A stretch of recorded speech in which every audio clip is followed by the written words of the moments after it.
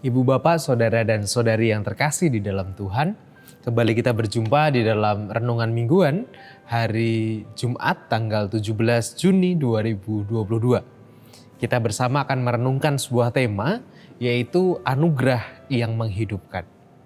Sebelum kita merenungkan sabda Tuhan, mari kita berdoa.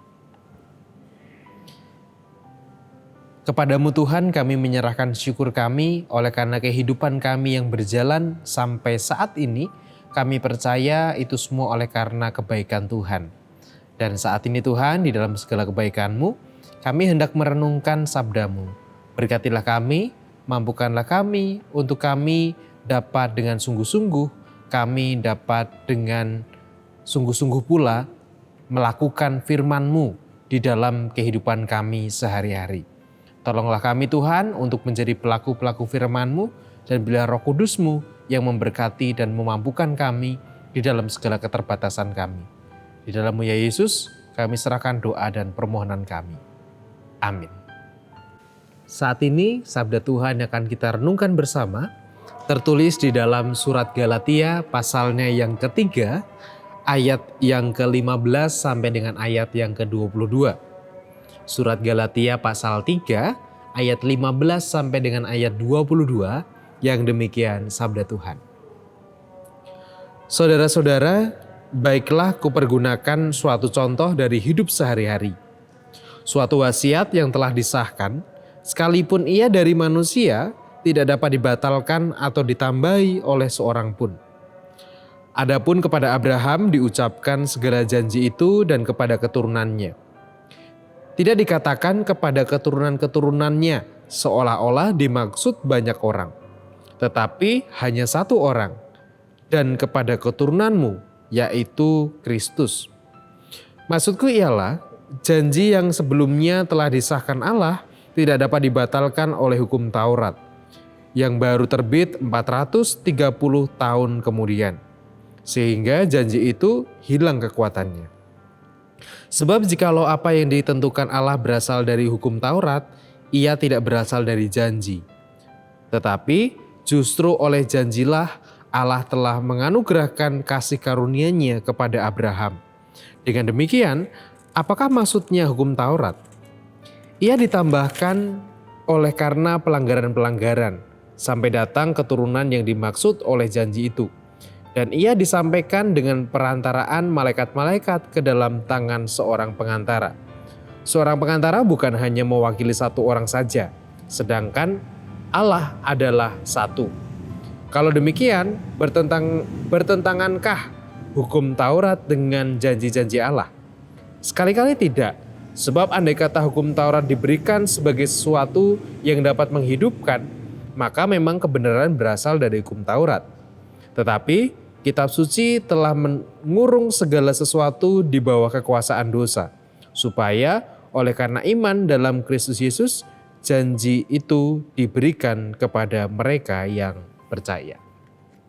Demikianlah pembacaan sabda Tuhan. Yang berbahagia ialah setiap orang yang dengan setia merenungkan serta memelihara firman Tuhan dalam kehidupan sehari-hari. Haleluya. Amin. Pertentangan tentang hukum Taurat dan juga janji Allah di dalam diri Yesus Kristus. Itulah setidaknya nuansa atau situasi yang terjadi pada waktu itu sebelum kemudian Paulus mengatakan apa yang kita baca bersama tadi. Nah, ibu bapak, saudara dan saudari yang terkasih dalam Tuhan, perkara hukum Taurat dan janji Allah seringkali memang menjadi sesuatu yang kemudian diperdebatkan. Karena apa? Dianggap bahwa Yesus itu, kehadiran Yesus itu kemudian meniadakan hukum Taurat. Sehingga bagi orang-orang yang mengikut Kristus, yang masih percaya kepada hukum Taurat itu dianggap sebagai orang yang sesat atau orang yang tidak benar atau orang yang salah begitu. Tetapi kemudian Paulus mengatakan atau meng-highlight atau mention begitu apa yang kemudian dikatakan oleh Yesus sebelumnya, yaitu bahwa kehadiran Yesus itu bukan untuk menghilangkan hukum Taurat tetapi untuk menggenapinya. Nah, hal itu juga yang diungkapkan oleh Paulus maksud saya di teks kali ini, bahwa janji Allah itu memang dimaksudkan di dalam diri Yesus Kristus. Tetapi apakah kemudian hukum Taurat itu berarti tidak ada gunanya? Paulus mengatakan tidak. Jikalau hukum Taurat ini dipahami untuk menghidupkan orang lain atau menghidupkan kehidupan manusia, maka hukum Taurat ini punya nilai kebenarannya. Nah, hal itu juga sama dengan apa yang diperjuangkan oleh Yesus atau perjuangkan oleh janji yang diberikan Allah itu sendiri, yaitu untuk menghidupkan atau untuk memberikan kehidupan bagi manusia. Nah, Ibu, Bapak, Saudara dan Saudari yang terkasih dalam Tuhan, anugerah yang menghidupkan, tema kita saat ini, menjadi satu yang penting untuk kita lihat bahwa entah itu hukum Taurat, entah itu janji yang diberikan oleh Allah di dalam Yesus Kristus, jika keduanya dilihat pada sesuatu yang sama, yaitu sesuatu yang menghidupkan, maka bagi Paulus itu adalah suatu kebaikan. Nah, ini artinya bahwa kehidupan kita itu berjalan oleh karena sesuatu yang itu berasal dari Allah sendiri, baik diwartakan kemudian di dalam hukum atau dalam ajaran-ajaran begitu, tapi kemudian juga di dalam karunia dalam diri Yesus yang kita terima bersama. Nah, apa yang mau kita pelajari dari sini? Yang mau kita lihat adalah bahwa anugerah Allah itu sejatinya nyata di dalam diri kita. Anugerah yang itu adalah untuk menghidupkan kehidupan kita, untuk mengangkat kehidupan kita. Apa sih anugerah Allah yang nyata? Anugerah Allah yang nyata adalah penebusan contohnya. Penebusan itu fungsinya untuk apa? Fungsinya penebusan adalah untuk menghidupkan kita dari hukuman maut. Kan artinya dari kita yang awalnya diberikan hukuman maut, kemudian kita diubahkan untuk kita dihidupkan kembali di dalam anugerah itu.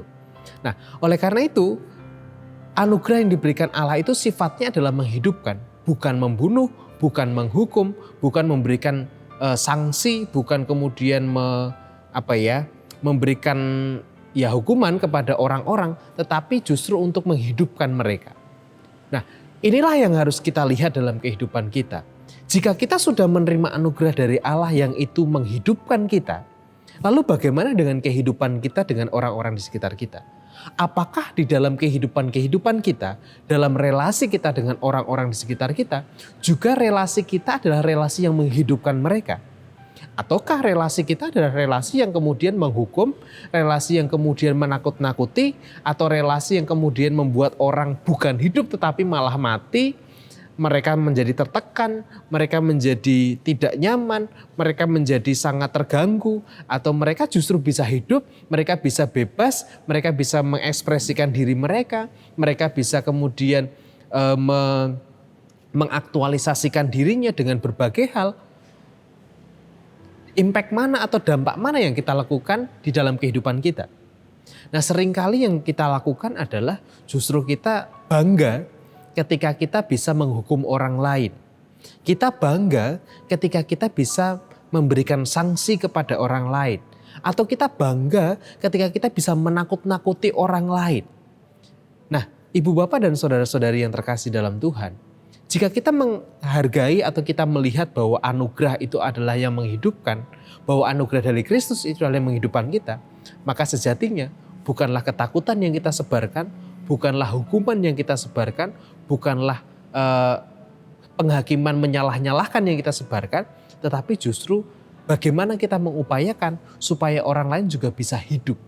Hidup dalam artian mereka bisa nyaman menjalani hidupnya, mereka bisa dengan sukacita bersekutu, tanpa tekanan, tanpa kemudian diskriminasi, tanpa kemudian dipojokkan, disudutkan. Tetapi mereka bisa dengan bebas menjalani kehidupan mereka bisa dengan nyaman menjalani relasi mereka dengan Tuhan, dan mereka tidak kemudian dibayangi oleh ketakutan akan hukuman atau ketakutan akan sanksi-sanksi yang mungkin kita berikan kepada mereka, baik itu sanksi yang formal ataupun sanksi-sanksi di dalam hal-hal yang tidak formal, misalkan dikucilkan dan lain sebagainya.